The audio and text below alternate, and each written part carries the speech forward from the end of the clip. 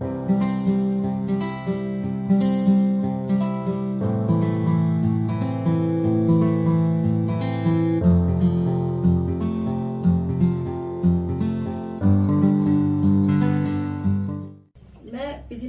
हफ्ते से ही सोच रही थी, पिछले जो संडे गया था, कि मैं परमेश्वर के वचन से कुछ शेयर करूंगी। और मैंने पास्टर जी से ही बोला था, लेकिन मैं सोच कुछ और रही थी कि मैं इस वचन के अनुसार करूंगी, क्योंकि पिछले समय कलीसिया में कुछ प्रभु ने हुआ फिर से तैयार किया। इसके लिए धन्यवाद करती हूँ।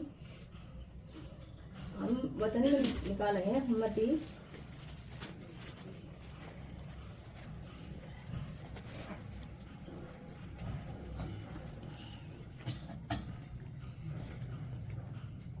मत्ती 7 अध्याय निकालेंगे और उसका 24 पद से। इसीलिए 1 मिनट, 24 पद से 29 तक पढ़ेंगे। हाँ, पढ़ो। इसीलिए जो कोई मेरी ये बातें सुनकर उन्हें मानता है, वह उस बुद्धिमान मनुष्य के समान ठहरेगा जिसने अपना घर चट्टान पर बनाया, और मेघ बरसा और बाढ़ें आई और आंधियां चली और उस घर से टकराई, फिर भी वह नहीं गिरा, क्योंकि उसकी नींव चट्टान पर डाली गई थी। परंतु जो कोई मेरी ये बातें सुनता है और उन पर नहीं चलता, वह उस निर्बुद्धि मनुष्य के समान ठहरेगा जिसने अपना घर बालू पर बनाया, और मेघ बरसा और बाढ़ें आई और आंधियां चली और उस घर से टकराई, वह गिरकर सत्यानाश हो गया। जब यीशु ये बातें कह चुका तो ऐसा हुआ कि भीड़ उसके उपदेश से चकित हुई, क्योंकि वह उनके शास्त्रों के समान नहीं परंतु अधिकारियों के समान उपदेश देता था। बस आंखें बंद करेंगे, प्रार्थना करेंगे। धन्यवाद हमारे सर्वशक्तिमान परमेश्वर, धन्यवाद करते सुंदर समय के लिए जो आपने दिया है। मेरे पिता, आज का जो वचन प्रभु पढ़ा है और इसके प्रभु तूने तेरा पवित्र आत्मा ने सिखाया कि इस वचन से बोलना चाहिए। मेरे पिता, आपसे प्रार्थना करते इस वचन को प्रभु जी बोले, मुझे सामर्थ्य देना, बुद्धि देना और समय देना प्रभु जी, और तेरा पवित्र आत्मा मेरे अंदर होकर कार्य करे प्रभु के तेरे सामर्थ्य से भरकर तेरे वचन को सिखाने वाली और समझाने वाली बने प्रभु जी। हाँ मेरे परमेश्वर, इस वचन के अनुसार हमें भी प्रभु वो चट्टान बना मेरे पिता, और वो ऐसा घर बना मेरे पिता जो चट्टान पे होता है मेरे प्रभु जी, जो बाढ़ आए आंधी आए और वो कभी टूटने न पाएगा। हम प्रभु जी अपने आप को मैं अपने आप के हाथ में सौंपते, आप संभाले बुद्धि और समझ दे प्रभु जी। इस वचन के अनुसार तो हम सबको आशीष दे और समझ और बुद्धि दे कि हम सीखे और प्रभु दूसरों को सिखाने वाले वाले परमेश्वर। धन्यवाद मेरे पिता, प्रार्थना को सुना, धन्यवाद करते हैं, यीशु प्रभु के नाम मांगते हैं, आमीन। क्या है घर बनाने वाले क्या मनुष्य होते हैं? इसमें लिखा है 2 मनुष्य। 2 मनुष्य यानी कि घर का मतलब है कि हमारा परिवार, और परिवार को कैसे चलाते हैं? 2 जने चलाते हैं ना, एक पति एक पत्नी, बाकी क्या होते हैं? घर में बच्चे होते हैं। तो माता पिता ही तो बच्चों को चलाते हैं कि तुम क्या करना है बेटा, ये काम करना, ये मत करना, तुम बुराई के रास्ते मत चलना, तुम भलाई के काम करना। तो और अब देखा जाए कि अगर कोई एक गाड़ी है 2 पहियों की, अगर एक पहिया पंचर हो जाए तो दूसरा क्या चल पाएगा? नहीं चल पाएगा ना, क्योंकि एक पहिए से गाड़ी कभी नहीं चलती। इसलिए अगर 2 जन जो हैं वो विश्वास में मजबूत है, परिपक्व है, तभी उनके घर के बच्चों का और उनके परिवार का क्या होगा? अच्छा माहौल बनेगा और अच्छे से वो चल पाएंगे, एक मन होकर चल पाएंगे और एक साथ वो क्या करेंगे? विश्वास में बढ़ेंगे। तो यहाँ पर क्या बताया कि घर बनाने वाले 2 मनुष्य होते हैं, यानी कि पति और पत्नी, और दोनों ही अगर विश्वास में है तो उनका घर कैसा बनेगा? मजबूत चट्टान की तरह बनेगा। अगर पत्नी विश्वास कर रही है और विश्वास में मजबूत है और पति कमजोर है तो वो डगमगा जाएगा। कैसे? क्योंकि वो डगमगा जाएंगे क्योंकि दोनों का मन एक नहीं है। और 25 पद पढ़ेंगे।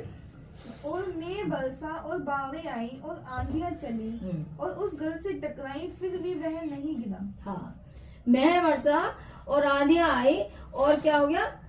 वो घर नहीं, उससे टकराई, फिर क्या हुआ? मतलब जीवन में क्या होता है? परेशानी आती है, हमारे जीवन में, यानी हमने प्रभु पे विश्वास किया है। और बहुत से लोगों का विश्वास क्या होता है, कमजोर होता है।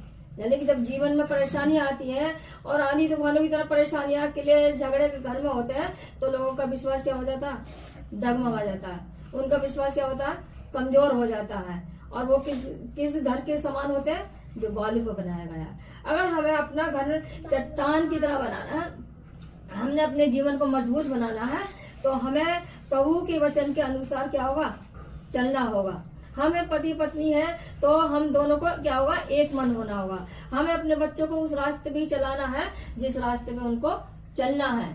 अगर हम मान लिया जाए एक का विश्वास कमजोर है और एक का मजबूत है, तो क्या होगा, उनके घर का कैसे निर्माण होगा, बालू के समान क्या होगा, घर होगा। यानी कि जब उनकी जीवन में चिंताएं आएंगी, परेशानियां आएंगी, उनका घर क्या हो जाएगा, टकरे लगेंगी, वो ढह जाएगा। यानी कि वो घर जो है प्रभु में मजबूत नहीं हो सकता। घर मजबूत कैसे बनेगा, जब परमेश्वर के वचन के अनुसार हम चलेंगे, जब परमेश्वर के अनुसार प्रभु जी हम आशीष पाएंगे। परमेश्वर का जो वचन है हमारे जीवन में जड़ पकड़े रहना चाहिए।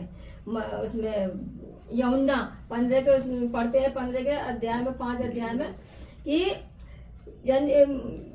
यीशु मसीह क्या है, सच्ची दाखलता है, और हमारा पिता कौन है, किसान है। और जो डाली उसमें नहीं फलती उसको क्या करता है, काट डालता है। ऐसे ही हमारा जीवन है। अगर हम प्रभु में मजबूत बनकर नहीं चलेंगे, चट्टान की तरह नहीं खड़े होंगे, तो हमारा भी क्या होगा, जीवन क्या हो जाएगा, वो डाली के समान काट दिया जाएगा और उसको फेंक दिया जाएगा। तो हम ऐसे ना बने, हम उस मजबूत खंबे की तरह बने कि जो गहराई में, जितना गहराई में खंबे को गाड़ेंगे उतना वो हिलाओगे तब भी वो गिरेगा नहीं। अगर तुम क्या करो, ऊपर ही ऊपर से क्या करो, उसको खड़ा कर दोगे, वो क्या होगा, हिलाते ही वो गिर जाएगा। तो ऐसा है कि अगर हम विश्वास में मजबूत होंगे तो कोई हमें परमेश्वर के वचन से हमें भटका नहीं सकता। कोई परमेश्वर के वचन से हमें अलग नहीं कर सकता। चाहे हमारे जीवन में बीमारी आ जाए, गरीबी आ जाए, अकाल आ जाए, तब भी हम क्या कर देंगे, मजबूत खंबे की तरह खड़े रहेंगे। देखते हैं कुछ लोग आराधना में आते हैं, वचन को पढ़ लेते हैं, समझ पढ़ के और सीख के सुन के आनंद मनाते हैं, और क्या कहते हैं, आराधना में आते हैं। क्यों आते हैं? कुछ लोग ऐसे हैं कि चंगाई पाने के लिए आते हैं, कुछ लोग ऐसे हैं कि आशीष पाने के लिए आते हैं। लेकिन हमें परमेश्वर को ढूंढने के लिए आना चाहिए। वो परमेश्वर कौन है? वो हमारा उद्धार करने वाला प्रभु यीशु मसीह है, जो क्या कहते हैं, वो हमें पुकारता है, हमें बुलाता है कि भटके हुए लोग मेरे निकट आओ। और भटक कौन गए हैं? वो लोग भटक गए जिनका विश्वास कमजोर है। अगर जिसका विश्वास मजबूत होगा तो वो परमेश्वर के भवन में परमेश्वर को ढूंढने के लिए आएगा। वो उस रेत की तरह बालू पे घर नहीं बनाएगा। जो जरा सा कमजोर विश्वास हुआ और जीवन में बीमारी आ गई या परेशानी आ गई, वो क्या हो गया, वो ढह गया। तो हमें मजबूत खंभा बनकर परमेश्वर के सम्मुख खड़े रहना है। परमेश्वर कहता है कि मैं तुमसे प्रेम करता हूँ, तुम भी मुझसे प्रेम करो और मेरे प्रेम में क्या रहो, बने रहो। हम कैसे परमेश्वर के प्रेम में बने रहेंगे? बस आराधना में आ गए, आराधना में जाके यहाँ जो चीज सीखी है, जो कुछ सुना है, और उसको बाहर जाके क्या हो गया, निकाल दिया जाएगा। अगर हम घर जाके भी प्रभु के इस वचन को याद रखेंगे और हम सुनेंगे और हम खुद पढ़ेंगे, तो परमेश्वर हमारे जीवन में वो वचन जड़ पकड़ेगा हमारे अंदर।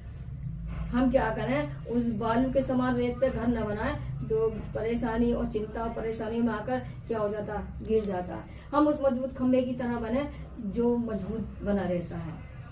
कभी कभी देखो पौधा लगाते हैं, तो जो पौधा लगाएंगे तो वो एकदम जड़ पकड़ता जाता है और कितना फैलता जाता है। क्यों? क्योंकि उसकी जड़ क्या रहती है, हरी भरी रहती है उसकी जड़। और वो नीति वचन पहले अध्याय में उसके दूसरे पद में पढ़ते हैं कि जो बहती नाली के किनारे लगाया गया है, वो क्या होता है, अपनी ऋतु में फैलता है और अपनी ऋतु में फलता है। वो इतना फल जाता है कि वो खजूर के पेड़ के समान हो जाता है। खजूर का पेड़ कितना लंबा होता है, बहुत लंबा होता है।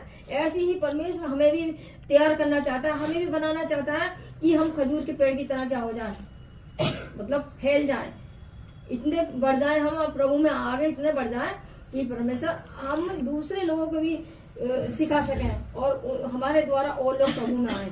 आज देख रहे हैं हम कि कितने लोग पाप में जिंदगी जी रहे हैं, कितने लोग क्या कहते हैं, परमेश्वर के वचन को सुन के भी क्या हो रहा है, घर पे बैठे हैं, भटक रहे हैं रास्ते से। लेकिन परमेश्वर हमें भटकाना नहीं चाहता, बल्कि वो चाहता कि भटके हुए लोग परमेश्वर के निकट आए, ताकि हम मजबूत खंभा बन के, मजबूत चट्टान बन के उसके दृढ़ और मजबूत रहे। अब कभी कभी देखो, अगर कोई वचन सुनता है परमेश्वर का, तो लोग क्या होते हैं, उसे भड़काने लगते हैं। वो आराधना में शुरू हो जाएगा आना, तो लोग क्या कहेंगे, अरे तुम तो अब ये बन गए, तुम वहां जा रहे हो। लेकिन वो परमेश्वर के प्रेम को नहीं जानता।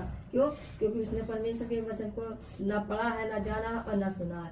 क्यों? दूसरे को देख के वो हो रहा है, मतलब जलसी हो रहा है कि ये वहां जा रहे हैं और परमेश्वर इनको इतनी आशीष दे रहा है, इतना बढ़ा रहा है। क्यों?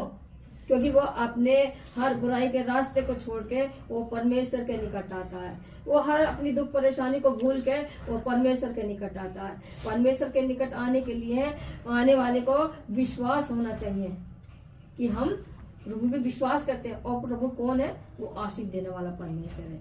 तो हम परमेश्वर में मजबूत खंबे बन के खड़े होंगे। जब हम मजबूत खंबे बन के खड़े होंगे, तभी परमेश्वर हमें अपनी आशीष उससे भरेगा। अब ये ना सोचे कि हमारे जीवन में अरे हमारा बच्चा बीमार पड़ गया, हम दुआ में भी जा रहे हैं और ये ठीक नहीं हो रहा। कुछ चीजें ऐसी होती है परमेश्वर की महिमा के लिए कि हम उसकी महिमा करें।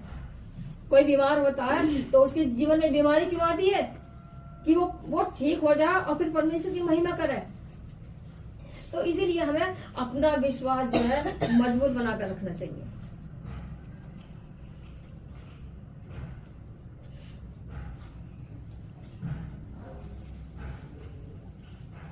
एक 26 तक पढ़ेंगे। परंतु जो कोई मेरी ये बातें सुनता है और उन पर नहीं चलता, वह उस निर्बुद्धि मनुष्य के समान ठहरेगा जिसने अपना घर बालू पर बनाया। कौन से मनुष्य के समान ठहरेगा? यानी कि प्रभु के वचन को हमने सुन लिया है और उसकी बातों पर हम नहीं चल रहे हैं, उसकी आज्ञा को हम नहीं मान रहे हैं, और उसके प्रेम में हम क्या हो रहे हैं, कमजोर होते जा रहे हैं। वो कौन से मनुष्य के समान है? निर्बुद्धि। निर्बुद्धि किसे कहते हैं?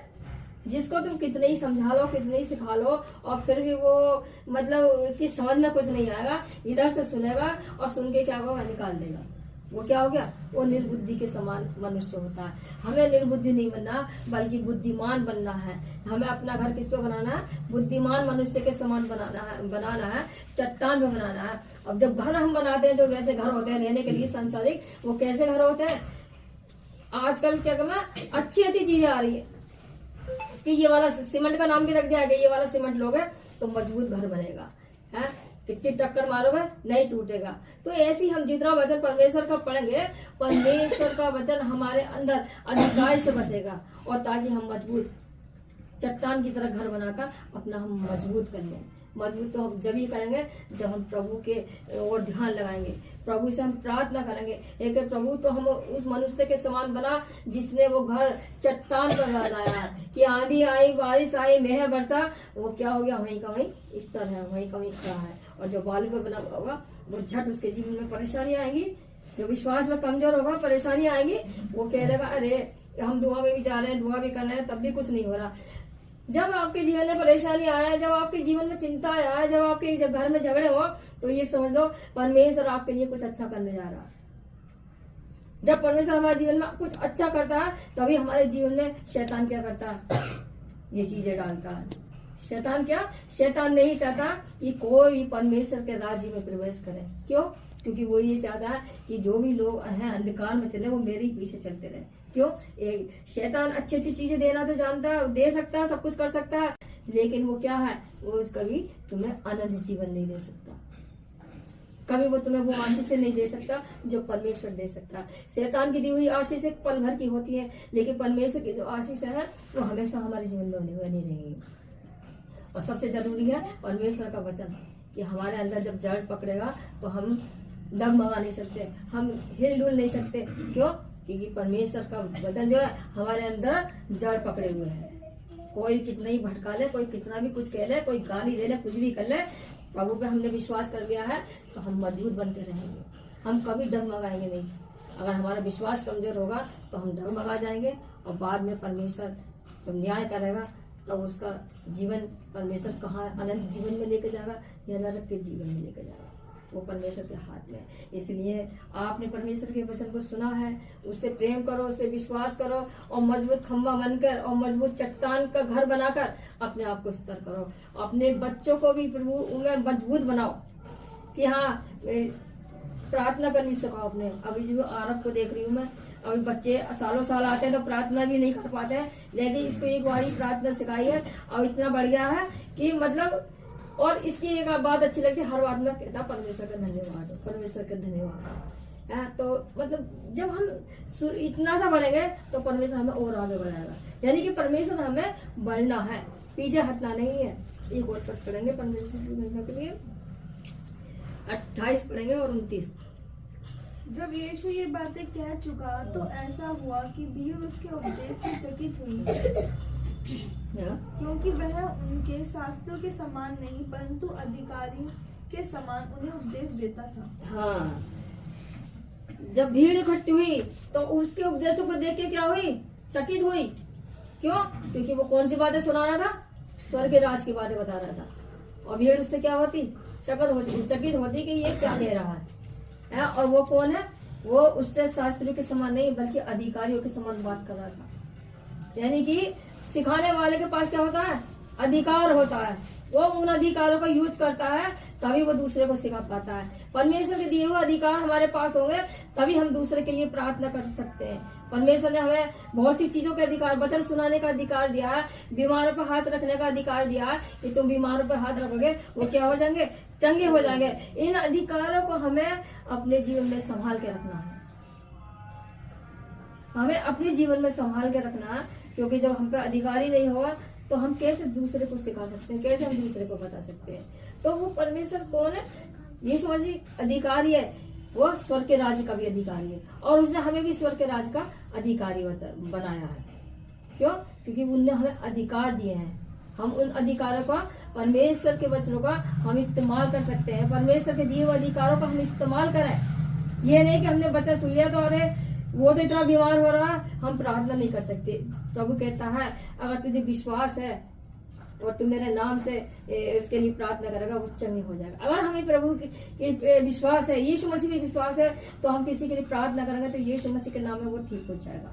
हमें क्या है? हमें पहले मजबूत बनना है, परमेश्वर की सामर्थ को पाना है। परमेश्वर की सामर्थ, पवित्र आत्मा की सामर्थ जिसके अंदर होगी वो बड़े बड़े क्या करेगा? काम करेगा। ये परमेश्वर का वचन कहता है कि जो काम मैंने किया है वो काम तुम मुझसे भी बड़े बड़े काम करोगे। यानी यीशु मसीह कह रहा है कि तुम मुझसे भी बड़े बड़े काम करोगे। हम परमेश्वर के कैसे बड़े बड़े काम कर सकते हैं? जब हम परमेश्वर में मजबूत होंगे, उसके अधिकारियों का हमें ज्ञान होगा, समझ होगी, तभी तो हम बड़े बड़े काम करेंगे। कभी भी जब तक हमें परमेश्वर का कोई ज्ञान ना हो तब तक हम आधा अधूरे ज्ञान से किसी को सिखाने ना बैठ जाए। जब हमें ये चीज यह है कि हाँ परमेश्वर के वचन में ये लिखा है तो हम क्या करना है? उसको समझा सकते हैं, वही बात बोलनी चाहिए। मैं हूँ पहले हालांकि बाइबल पढ़ ली है 2-3 बार, फिर पढ़ रही हूँ मैं, लेकिन सारा ज्ञान तो मुझे नहीं मिलेगा। लेकिन परमेश्वर कहता है कि जब तू मुंह खोलेगा तो मैं अपने वचनों को तेरे क्या करूंगा? मुख में डालूंगा। और वो कब डालेगा? जब हमारा मन परमेश्वर की ओर लगा हुआ होगा। परमेश्वर उसी को इस्तेमाल करेगा जिससे वो प्रसन्न होगा और जिससे वो जानता है कि हाँ भाई ये मेरे वचन पे मजबूत है, खरा उतरा है, तो मैं इसको इस्तेमाल करूंगा। और परमेश्वर कहीं भी किसी को भी इस्तेमाल कर सकता है। मैं ये नहीं करी कि भाई मुझे इस्तेमाल, और मैं वही बातें बोलती हूँ जो मैं सीख लेती हूँ पहले। यानी कि वचन में अपना भी बोल दूं कि ये चीज ऐसे है, उसमें ऐसा लिखा है, उसमें ऐसा नहीं लिखा। हाँ मैं जान लूंगी ये चीज मुझे बोलनी है तो पहले मैं उसको देख लूंगी कि ये चीज मैंने पढ़ ली है, तभी मैं दूसरों को सिखाऊंगी। बिना जाने उतावली में कुछ ना बोलो। जब हम उतावली में बोलते हैं तो हम अपना ही नुकसान करते हैं। इसलिए हमेशा याद रखो, परमेश्वर के वचन को पढ़ो, मजबूत खंबे बन के खड़े हो, और अपना घर किस पे बनाना है? जोर से बोलो भाई, अपना घर मजबूत चट्टान पे बनाना है। और वो मजबूत चट्टान कैसी होगी? आंधी आएगी, तूफान आएगा, मेह बरसेगा, कुछ भी होगा और वो गिरेगा नहीं। और बालू पे जब बनाएंगे वो घर क्या होगा?